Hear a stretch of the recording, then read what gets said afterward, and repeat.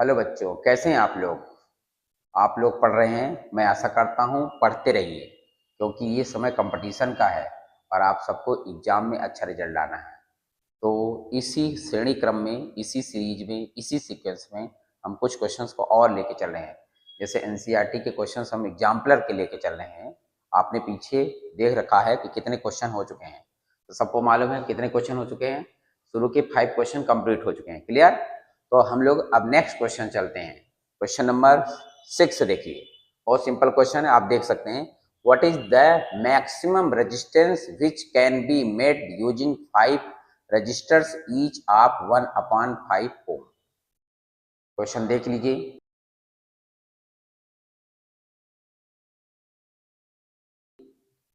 ठीक है, क्वेश्चन देख लिया। अब बेटा इस क्वेश्चन के 5 ऑप्शन दिए हैं, फर्स्ट सेकंड थर्ड में। पहले में 1/5 है, दूसरे में 10 है, फिर 5 है, फिर 1 है। तो बेटा हम सबको मालूम है, आप सबको क्वेश्चंस दिख रहा होगा, मैक्सिमम रेजिस्टेंस ऑब्टेन करना है। If you want to maximum resistance, तो मैक्सिमम रेजिस्टेंस कैसे ऑब्टेन होता है। मैक्सिमम रेजिस्टेंस ऑब्टेन करने के लिए रजिस्टर को हमेशा सीरीज में जोड़ना चाहिए, क्योंकि अगर सीरीज में रजिस्टर को जोड़ते हो तो क्या होता है, रजिस्टर्स की रेजिस्टेंस इंक्रीज हो जाती है। देखो जैसे एक रजिस्टर ये है आपका, ये दूसरा रजिस्टर है, ये तीसरा रजिस्टर है, ये चौथा रजिस्टर है, and this is the last 5th resistor. तो इन्होंने क्वेश्चन में गिवन है कि there are 5 resistors and 5 resistors are connected in series.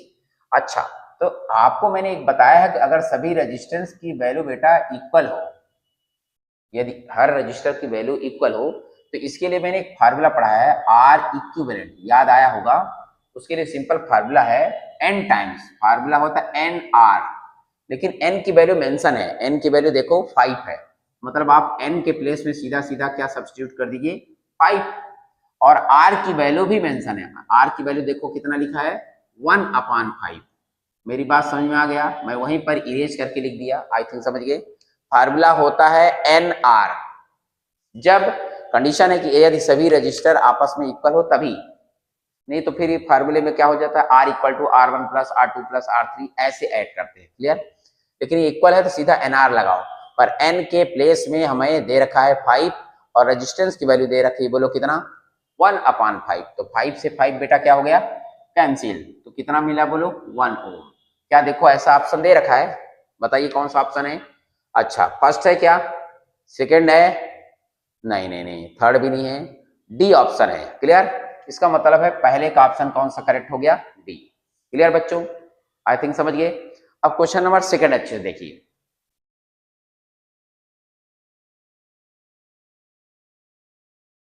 देख लिए, बहुत सही, वेरी गुड। अब बेटा यहां पर मैक्सिमम दिया था, यहां पर क्या बोलो, मिनिमम। तो जगह नहीं है तो हम इसी को इरेज कर देते हैं, ऐसे में काम चला देते हैं। तो आप लोग ध्यान से देखिए, सीरीज में हमने अभी बताया कि फार्मूला होता है R equal to R1 plus R2 plus R3। अगर एक सेम रेजिस्टेंस आपस में ऐड हो तो NR हो जाता है। यहां पर देखो बेटा फिर से लिखा है मिनिमम, पीछे दिया था मैक्सिमम। तो मैक्सिमम की कंडीशन में क्या था, मैक्सिमम बढ़ा में मतलब रेजिस्टेंस इंक्रीज करना है तो सीरीज जोड़ दो, मिनिमम करना है तो पैरेलल जोड़ दो, दैट्स वेरी इजी। पैरेलल के लिए फार्मूला क्या होता है, तो पैरेलल के लिए फार्मूला है बेटा 1/R equal to 1/R1 plus 1/R2 plus, जितने हो ऐसे लिख सकते हो। लेकिन इनमें हमको फिर से एक हेल्प दे दिया, 5 रजिस्टर है और हर एक रेजिस्टेंस की वैल्यू ईच ऑफ 1/5 ओम। यदि सभी का रेजिस्टेंस इक्वल है तो ये फार्मूले का एक शॉर्टकट पढ़ा है, जिन बच्चों ने पढ़ा है तो याद करो। पैरेलल के लिए फार्मूला है, याद है बेटा, R/N।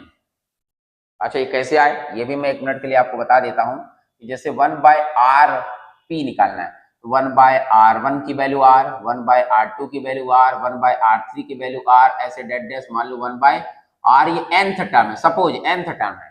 तो बेटा सीधा फार्मूला है, सबको R लिख लीजिए, एलसीएम 1 1 1 कितने हैं, 1 nth, ये n हो गया, लेकिन 1/RP आया। अब कहोगे सर यहाँ आपने n/R लिखा है जबकि यहाँ R/N लिखा है। नहीं, ये 1/RP की वैल्यू है, तो अगर इसको इन्वर्स करोगे RP को तो R भी इन्वर्स हो जाएगा, n नीचे आ जाएगा। ये सीधा फार्मूला किसका हो जाएगा, पैरेलल का। तो जब पैरेलल का फार्मूला हो गया तो ये फार्मूला लगा दीजिए। क्योंकि ये हमें सभी इक्वल रजिस्टर के हैं, इक्वल रजिस्टर है इसलिए क्लियर हो गया। तो बेटा आर की वैल्यू देखो, आर की वैल्यू देखो तो 1/5 है। Any problem? यस। है भी प्रॉब्लम? नहीं, सिंपल रेजिस्टेंस की वैल्यू गिवन है। एन, एन मतलब number of resistor, how many resistors are connected? 5। ये 5 पे लिख दिया। अब बेटा यहाँ मैथमेटिक्स पढ़े होगे तो ये इसके अपान में 1 लिख सकते हो कि मैथमेटिक्स कहता है कि 1 ऊपर गया तो 1 × 1 हो गया और 5 × 5 तो 5 × 5, राइट। 1 1 जा 1, 5 5 जा कितना? 25। तो 1/25। क्या ऐसा कोई ऑप्शन दे रखा है? ए नहीं है, ये बी। बी में देखिए, क्लियर है? तो आप समझ गए होगे मिनिमम में सीधा किस में जोड़ेंगे? पैरेलल में, और मैक्सिमम में किससे जोड़ेंगे? सीरीज में। तो क्लियर हो गया? किसी को डाउट्स होगा तो यू कैन कमेंट इट, और आप लोग पूछ सकते हो, है ना। हमेशा पूछे, आप सबको मोबाइल नंबर दिया रहता है ना, ग्रुप में, या आप कोचिंग में आकर के पूछ सकते हैं। ये बहुत इजी टॉपिक है। क्लियर? चलिए क्वेश्चन नंबर 8, क्वेश्चन नंबर 8 को देखिए।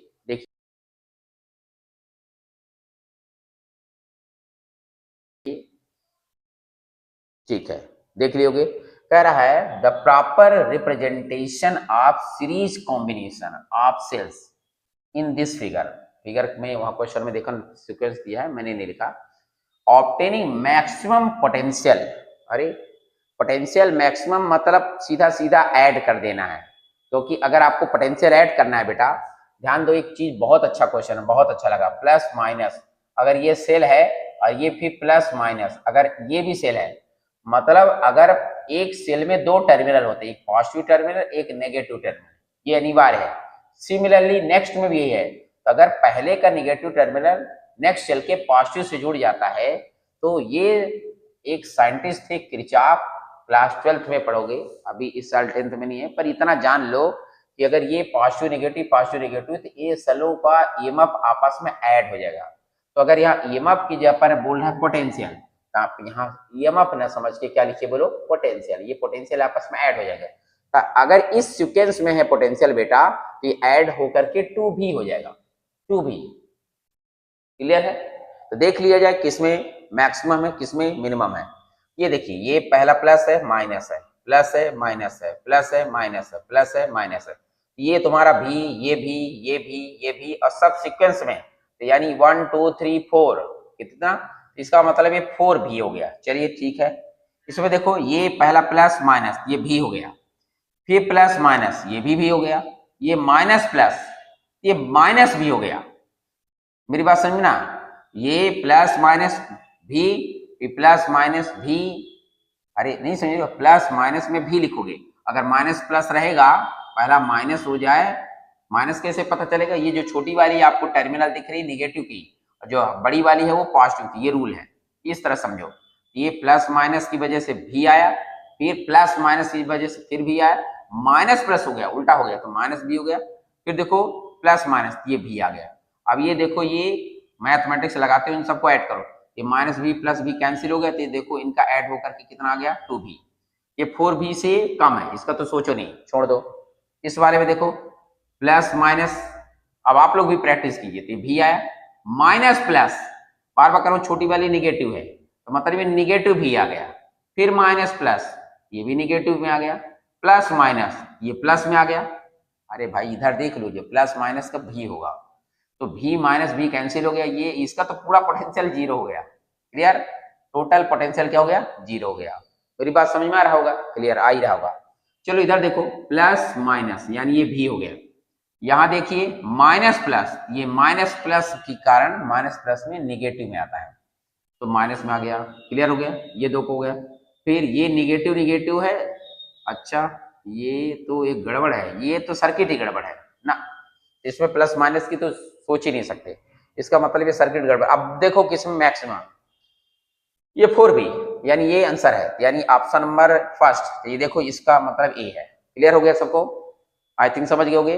और जिनको समझ में ना आए तो ये जान लो, plus minus plus minus plus minus अगर ये हो बड़ा छोटा, तो ये ऑटोमेटिक ऐड हो जाएगा, मैक्सिमम होगा। ठीक है, ये 8th का हो गया, किसी को डाउट्स होगा तो पूछ लेना। चलिए 8th का क्लियर हो गया, इसको इरेज कर दिया जाए। अब चलते हैं, बोलो किसमें? Question number 9। मैं इरेज करते जा रहा हूं, आप लोग परेशान न होना, सर इरेज करे जा रहे हैं। कोई दिक्कत नहीं है, पूछते जाइए। क्वेश्चन नंबर 9 में चलते हैं। क्वेश्चन नंबर 9 में देखो पूछ रहा है which of the following represents voltage. Voltage मतलब पोटेंशियल, वोल्टेज मतलब पोटेंशियल। देखो हम लोगों ने पीछे पढ़ा है V इक्वल टू होता है W/Q नॉट। पोटेंशियल आपको मालूम होगा, पीछे पढ़ाए होंगे।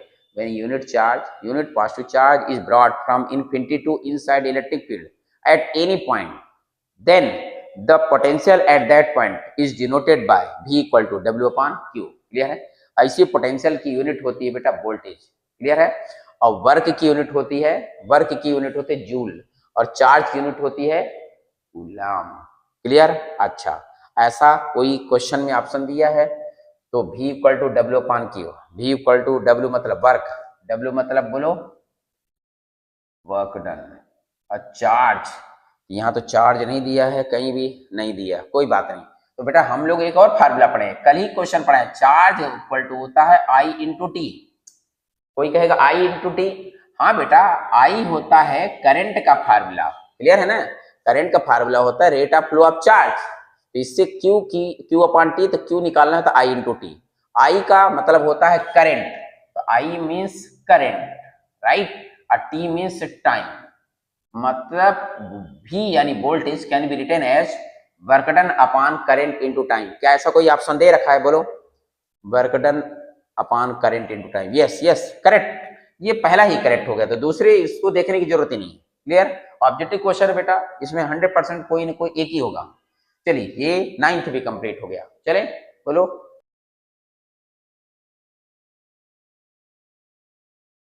नंबर 10th देखिए। A cylindrical conductor of length L and uniform area cross section A has resistance R। ठीक है, फिर आगे कह रहा है another conductor of length 2L। अच्छा, इसकी लेंथ डबल हो गई है, रेजिस्टेंस तो R है, अच्छा इसका भी रेजिस्टेंस R है, एंड द सेम मटेरियल, मतलब मटेरियल भी सेम है। मटेरियल सेम होने का मतलब समझते हो, रेजिस्टिविटी सेम है। मतलब इन्होंने ये कहा है कि एक सिलेंडर है बेटा, चलिए सिलेंडर है और इसकी लेंथ शुरू में L दिया है, ठीक है, इसका रेजिस्टेंस बेटा R दिया है, इसकी रेजिस्टिविटी रो दिया है, और इसका एरिया ऑफ क्रॉस सेक्शन मान लो A। हम ऐसा बना रहे हैं, आपको बनाने की जरूरत नहीं ऑब्जेक्टिव में। लेकिन दूसरा कहा है कि इसी का डबल लेंथ है, मतलब जितना ये है इसी का डबल कर दिया, मान लो कर दिया, और ये नहीं मालूम कि एरिया ऑफ क्रॉस सेक्शन क्या है, आई डोंट नो। ये मैं एक एजम्पशन लेके चल रहा हूं कि कितना हो सकता है, ये आइडिया नहीं है। ठीक है, लेंथ दिया है 2 टाइम्स, देखो ना लेंथ दिया है 2 टाइम्स, रेजिस्टेंस इसका भी बेटा R है, ठीक है, सेम मटेरियल यानी इसका रेजिस्टिविटी भी रो है, एरिया नहीं दिया है, तो एरिया नहीं मालूम, तो मान लो एरिया की वैल्यू A डैश। क्लियर? ये क्वेश्चन में मेंशन है। तो पूछ रहा है कि जो दूसरे वाले की एरिया है उसका रिलेशन पहले से कितना है, ये पूछ रहा है ना। Yes yes, are you getting? You can read it.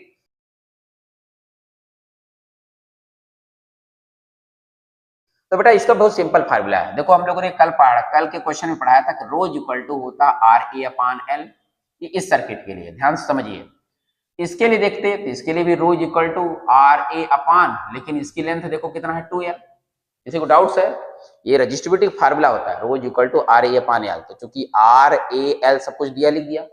इसके लिए भी रजिस्टिविटी है क्योंकि रो सेम है, सेम लिखे हैं, और लेंथ 2 टाइम्स है 2L लिख दिया। A नहीं मालूम है तो A का डैश लिखना पड़ेगा क्योंकि A डैश है, चूंकि सिंस ये आपस में इक्वल है, बोथ आर, ये रो और रो इक्वल है तो ये भी आपस में इक्वल होगा। तो इसका मतलब अगर हम सॉल्व करते, इसको बोलते इक्वेशन फर्स्ट, इसको बोलते इक्वेशन सेकंड। सीबीएसई वालों इतना टाइम नहीं लगेगा। तो इसका मतलब ये है कि दोनों इक्वल है, तो RA upon L equal to RA dash upon 2L। Clear? अब इसका कैंसिल करना आपको आना चाहिए। क्या क्या कैंसिल हो रहा है? R से R कैंसिल हो गया, L से L कैंसिल हो गया, तो क्या मिल गया? मिला इधर A, इधर कैंसिल हो गया, इधर मिला A डैश, इधर डिवाइड में 2 आ गया। तो हमसे पूछ रहा है A डैश की वैल्यू कितना है, तो इसका 2 टाइम्स कर दो, तो A dash equal to 2A। क्या ऐसा ऑप्शन दे रखा है 2A? चेक करो,